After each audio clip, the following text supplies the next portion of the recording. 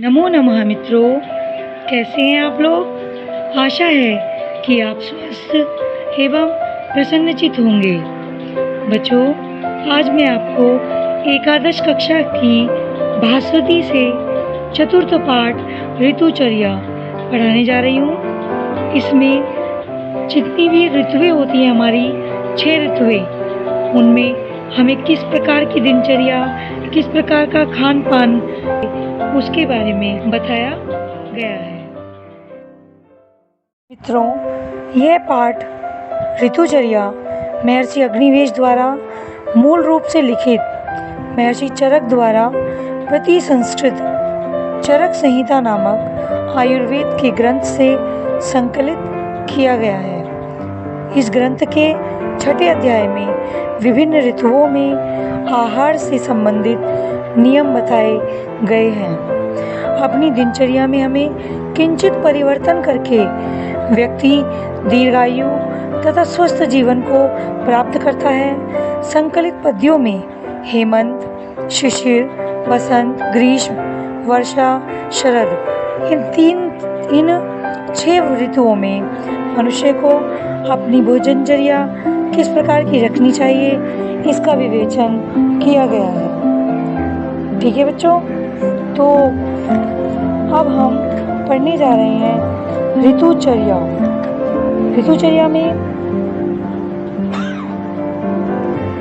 महर्षि चरक ने ऋतुओं के अनुसार खान पान हमें कैसा रखना चाहिए, जैसे हमें कब मीठा खाना चाहिए, कब तरल खाना चाहिए, कब चिकना खाना चाहिए, व्यायाम कितना हितकारी होता है और कितना नहीं होता, ये सब चीज़ें भी बताई गई हैं। बच्चों, आप ये चीज़ समझ लीजिए कि हमारे संस्कृत के ग्रंथों में पूरा सार है जीवन को स्वस्थ एवं समृद्ध बनाने का। तो आइए अब हम पढ़ने जा रहे हैं ऋतुचर्या। तो बच्चों, अब हम शुरू करते हैं।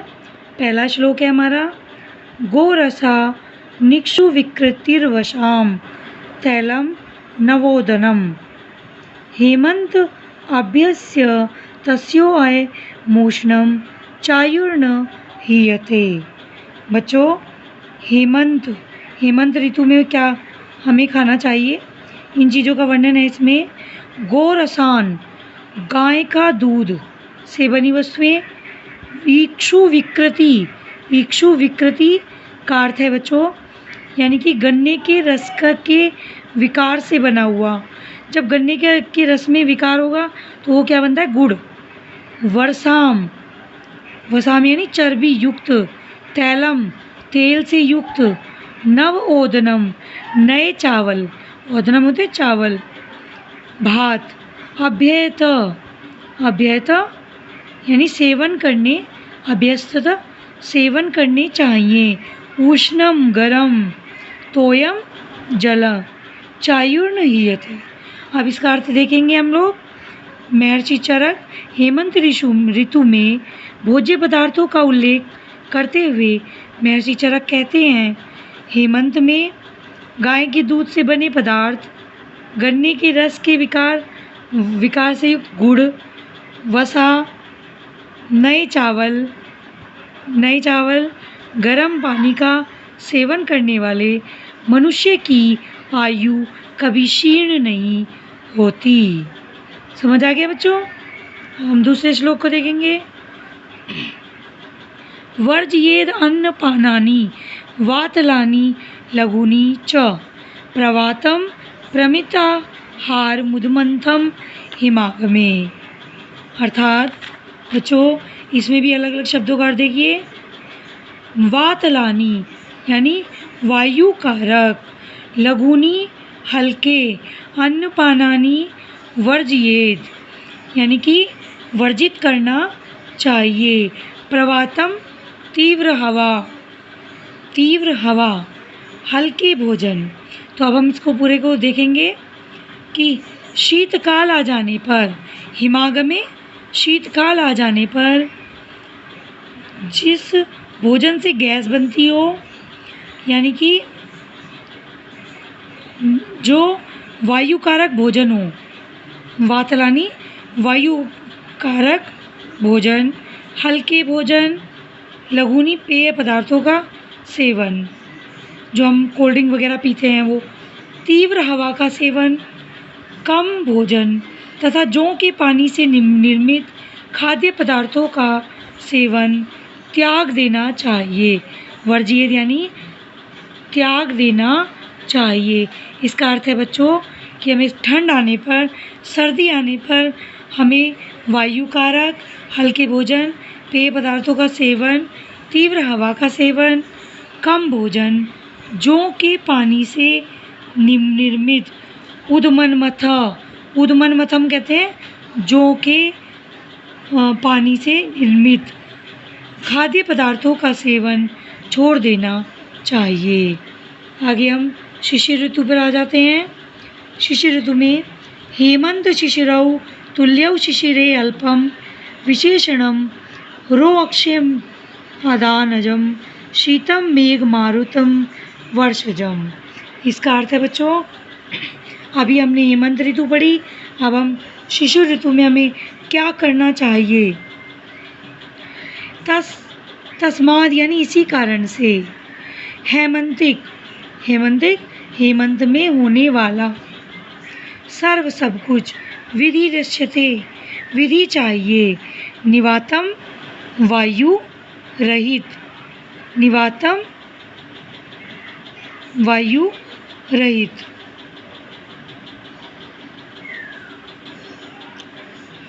इसमें देखेंगे बच्चों, हेमंत और शिशिर ऋतु प्राय एक समान होती हैं, परंतु शिशिर ऋतु में थोड़ी विशेषता है। खाने पीने से होने वाला रूखापन तथा बादल, मेघ माने बादल, हवा और वर्षा से उत्पन्न होने वाली शीतलता ऋतु में विशेष रूप से बढ़ जाती है। तस्माद माने तस्माद यानी इसी कारण से, हेमंत में होने वाला, सर्व सब कुछ, विधि दृश्यते विधि चाहिए, निवातम वायु से रहित, गृहमाश्रियेत घर में रहना चाहिए। पूरे श्लोक का अर्थ देखेंगे। इसी हेमंत और शिशिर ऋतु में के कारण, दोनों एक समान होती हैं, इसके कारण हेमंत ऋतु में की समस्त विधि शिशिर ऋतु में भी करनी चाहिए। यानी जो हेमंत ऋतु में जो विशेषताएं बताई गई हैं वही शिशिर ऋतु की विशेषताएं हैं, तो इन दोनों में ही वही विधि करनी चाहिए जो हेमंत ऋतु में करते हैं। शिशिर ऋतु में तीव्र वायु रहित और गर्म घर में अधिक से अधिक रहना चाहिए। 5वां श्लोक देखेंगे। कटु तिक्त काषायणी वातलानी लघुनी च वर्षेदन्न पानानि शिशिरे शीतलानी च। कटु माने होता है कड़वा, तिक्त माने तीखा, कसैला, काषायनी कसैला, तिक्त तीखा, वातलानी वायु पैदा करने वाला, लघुनी हल्का, वर्जियेद वर्जित करना चाहिए शिशिर ऋतु में। इसका पूरे कार्य देखेंगे बच्चों। शिशिर ऋतु में कड़वा, तीखा, कसैला, वायु पैदा करने वाला, हल्का तथा ठंडा भोजन व पेय पदार्थ का सेवन नहीं करना चाहिए। अब हम नेक्स्ट श्लोक पे आ गए हैं, 6 श्लोक पे, 6ठे श्लोक पे। ये वसंत का वर्णन है। इसमें वसंते नीचितम श्लेष्मा, श्लेष्मा कहते हैं बच्चों कफ को, दिन कृद भाभीरित तिथि कायाग्नि बाधते रोगांस्ततः प्रकुरुते बहून। अर्थात बसंत ऋतु में सूर्य की किरणों से प्रेरित, सूर्य की यानी कि दिन कृद भाभी, ये शब्द है ना, सूर्य की किरणों से प्रेरित, क्योंकि ठंड भी होती है और गर्मी भी होती है, तो क्या बनता है, कफ बनता है। तो वो किसके कारण बनता है, सूर्य की किरणों से प्रेरित होकर, कायाग्नि यानी शरीर की गर्मी में। तो बसंत ऋतु में सूर्य की किरणों से प्रेरित इकट्ठा हुआ श्लेष्मा कफ कफ शरीर की अग्नि से कायाग्नि शरीर की अग्नि को बाधित करता है, इसलिए बहुत से रोग पैदा करता है। 7वां देखेंगे, तस्माद् वसन्ते कर्माणि वमनादीनि कार्येत् गुरुवम आम्ल स्निग्ध मधुरम दिवा स्वप्नम च वर्जियेत। तो बच्चों इसमें हमें क्या क्या वर्जित करना चाहिए बताया है। बसंत ऋतु में इसी कारण बसंत ऋतु में वामनादि यानी कि उल्टी एक आदि क्रियाएं, उल्टी वैसे नहीं जैसे हम गार्गल करते हैं ना, वो वाली गर्म पानी से करनी चाहिए, कार्येत करनी चाहिए। गुरु आम्ल गुरु यानी भारी, आम्ल यानी खट्टा, स्निग्ध कोमल, मधुरम मीठा, और दिन में सोना, दिवा स्वप्नम दिन में सोना, तो ये चीज़ें त्याग देनी चाहिए। दोबारा से सुन लीजिए, इसी कारण बसंत ऋतु में उल्टी आदि क्रियाएं करनी चाहिए, भारी, खट्टा, चिकना, मीठा और दिन में सोने आदि का जो कार्य है वो वर्जित कर देना चाहिए। अब हम ग्रीष्म ऋतु पे आ जाते हैं। मयूखैर जगतः स्नेहम ग्रीष्मे पीयते रवि स्वादु शीतम द्रवम स्निग्ध मन्नपानम तदाहितम। अब हम ग्रीष्म ऋतु पर आ गए हैं। ग्रीष्म ऋतु में सूर्य तेज किरणों द्वारा मयूखैर जगत स्नेह यानी पसीना आता है ना, तो ग्रीष्म में गर्मी में, रवि यानी सूर्य के द्वारा। ग्रीष्म ऋतु में सूर्य तेज किरणों के द्वारा संसार के स्नेह को बार बार पीता है, यानी जलीय तत्वों को कौन पीता है? सूर्य। स्वादिष्ट शीतलता, तरलता, तरल पदार्थ तथा चिकनाई युक्त अन्नपान ही हितकारी होता है। आगे घृतम पयः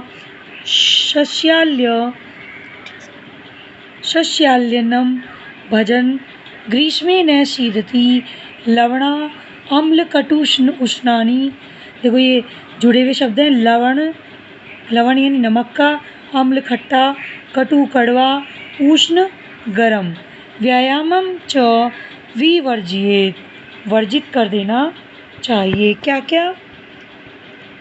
ग्रीष्म ऋतु में घी, पया, दूध, शशाल्यन्न चावल युक्त अन्न, दूध, चावल और अन्न खाता हुआ मनुष्य क्या होता है? सीदती यानी कि दुखी होता है।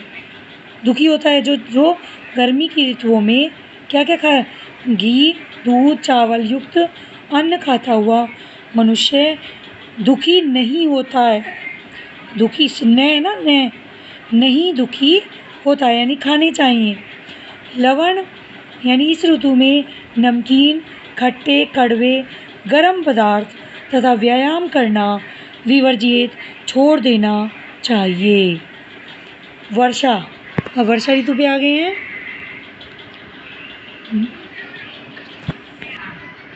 अब हम वर्षा पढ़ रहे हैं। भूवाष्पान मेघ निस्यन्दात् पाकाद अम्लाद जलस्य च वर्षास्वग्नि बले क्षीणे कुप्यन्ति पवनादय। इसका अर्थ है बच्चों, भूव यानी कि धरती के वाष्पों से, जब धरती से वाष्प बनता है तो क्या बनते हैं? बादल बनते हैं, मेघ बनते हैं। तो वर्षा ऋतु में धरती के वाष्पीकरण से निर्मित बादलों से जल बरसने के कारण, जल के अम्ल विपाक होने के कारण, है ना, अम्ल विपाक, जल के अम्ल विपाक यानी कि अम्लीय हो जाता है जल। वर्षा स्वाग्नि के बल के क्षीण होने पर वायु आदि कुपित हो जाते हैं। तो इसे दोबारा से पढ़ेंगे। वर्षा ऋतु में धरती के वाष्पीकरण से निर्मित बादलों से जल बरसने के कारण, जल के अम्ल विपाक होने के कारण तथा अग्नि बल के क्षीण होने पर वायु आदि कुपित हो जाते हैं। अगला है व्यक्त अम्लल वर्ण स्नेहम वात वर्षा कुले आहनि विशेष शीते भोक्तव्यम वर्षा स्वे नील शांतये। इसका अर्थ है बच्चों, आगे हम पढ़ेंगे इसमें कि वर्षा ऋतु में वायु और वर्षा से युक्त, वर्षा ऋतु में वायु और वात है ना, ये वायु और वर्षा से युक्त विशेष सर्दी वाले दिन में अग्नि की शांति के लिए स्वच्छ, खट्टे, नमकीन और चिकने पदार्थों का सेवन करना चाहिए। क्या क्या है बच्चों? वायु वर्षा कुले आहनि यानी कि वायु और वर्षा वाले दिनों में। अनिल शांतये, अनिल कहाँ है? यहाँ पे है ना, अनिल शांतये वायु की शांति के लिए। विशेष शीते, विशेष सर्दी में कैसा भोजन करना चाहिए?